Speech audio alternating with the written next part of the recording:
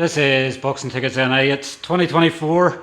I guess obviously it feels like obviously a year sort of never really started, but Tommy, obviously your first one of the year. I guess Danger Zone. I think I've sort of been playing the Top Gun sort of thing, but and obviously a great chance for you to bounce back. Obviously after defeat in Poland in November. Yeah, it's a great show to be a part of. Got the call last minute, and I'm sure most of the fighters did because it came like around Christmas period. But these big shows coming to your home city, you have to take the opportunities when they come. So I'm looking forward to it. Start training as soon as I got the phone call. Start training that night, and we're going for the big win. For obviously anybody, obviously I guess sort of training camps 10, 12 weeks. When obviously you know it's over Christmas, did it sort of take a bit of thinking to go maybe have to obviously peel back a bit? Sort of obviously you can't enjoy Christmas the same, or I guess just that fighter mentality. Just whenever fights come, you have to take them. Alright, when fights come, you have to take them. You know, most fighters would have never really enjoyed Christmas fully anyway, because as an amateur, the seniors were always on early in the year, so you're always training over Christmas, like your whole career. So it wasn't a big deal. I had been enjoying myself anyway before it, so it was good to kickstart, you know, your new year, new me, a couple of weeks early. And obviously, I guess after that period of activity, 14 months without a fight, sort of two coming back to back. Boxing, isn't it? Sometimes it's that old saying, you sort of wait for one and two come at once, but you're never going to turn down a chance to fight in Belfast. Your first Matchroom card in Belfast since Burnett in 2017, so it's crazy how times went. I know that, like you said, it's just boxing.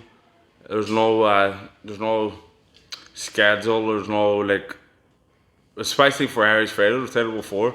You always just have to be ready because the phone calls come last minute. If you don't take it, somebody else will. So.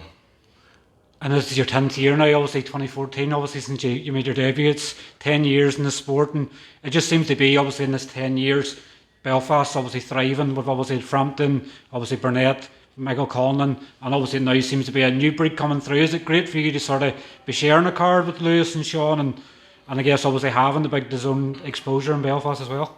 Yes, it's great that Belfast is getting two shows back to back.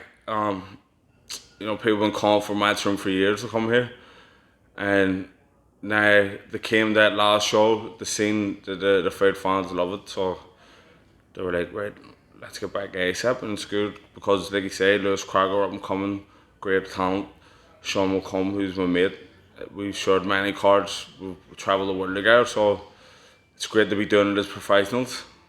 And obviously on your opponent, Chev Clarke, obviously he's only, well, this is 2022, obviously made his debut, so it's sort of a big chance for him, but obviously it's dangerous for you in the fact as well. It's like a must-win for you, that a new breed of fighter coming through, you can't let go past you, sort of. So is there a lot more pressure obviously added to that, the fact that Chevron Clarke isn't at your level as yet?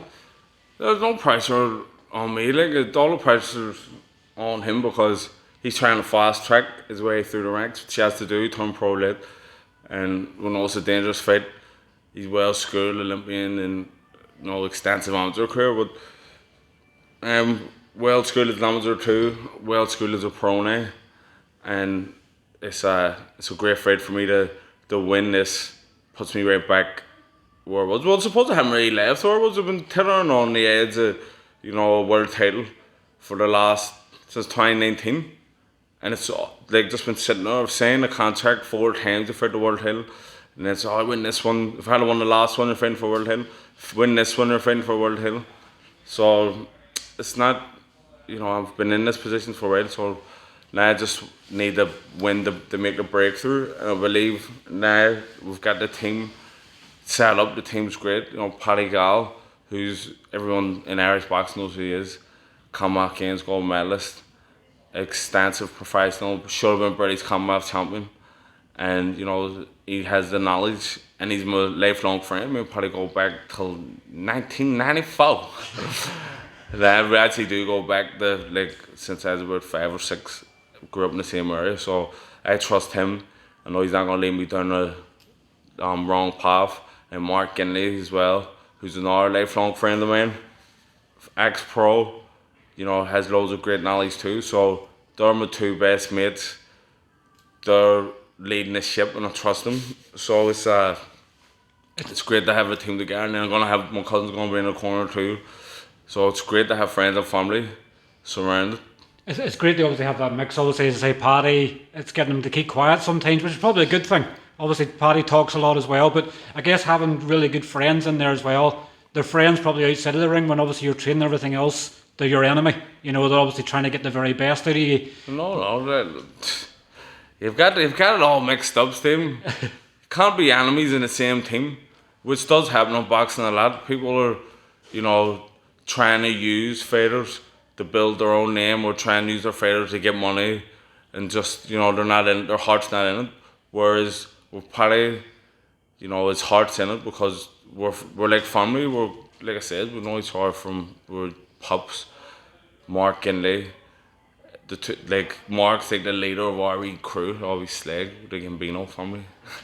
But we're all on the same team. There's no enemies. It's my corner team is going to be surrounded by people who love me, who want me to do well for the right reasons. So we've got Paddy, Gin, and my cousin Lloyd, friends and family, but it's all family. So there's no bad vibes. There's no bullshit. I'm not, contrary to what people think, I'm not a bad trainer. I'm a good trainer, a good listener. So I said to them, you tell me what to do, I'll give you 100%, and we're flying. Just obviously want to get your other brother in crime, obviously Tyrone McKenna, obviously retired, obviously after his fight with Lewis Crocker. It's sort of, I know he's had Lewis on the podcast as well. It's sort of strange at the fact that Lewis finished Tyrone's career, and now you're on the card with Lewis. Obviously, that sort of mix. But Lewis didn't finish Tyrone's career. Like, Tyrone finished his own career, and now Tyrone wants to come back because he sees the lads' camp is where it's at. So, you know, I'm trying to tell him, forget about retirement, come back and have one more crack, because, you know, Paddy and Ginn have the fucking thing rolling beautifully. So the training's hard, but like I say, it's fun and we're all friends. But yeah, I think Tyrone withstood on this. I don't know why we haven't been doing this from 10 years ago. Well, 10 years ago, Paddy and Ginn were pursuing their own careers. But we should have been doing it from a few years ago.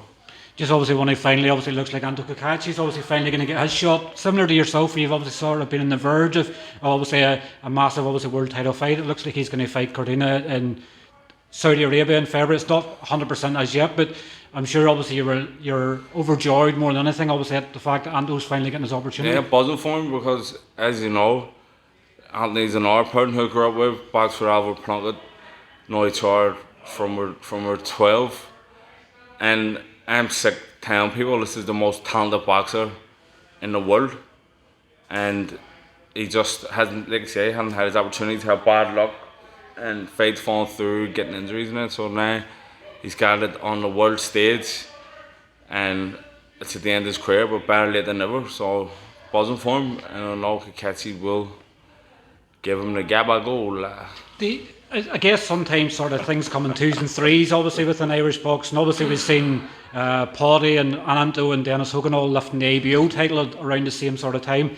Could something obviously get Anto beating Joe Cordina, sort of be that? I'd be a unified champion, be unbelievable. ABO and what's Cordina have? IBF.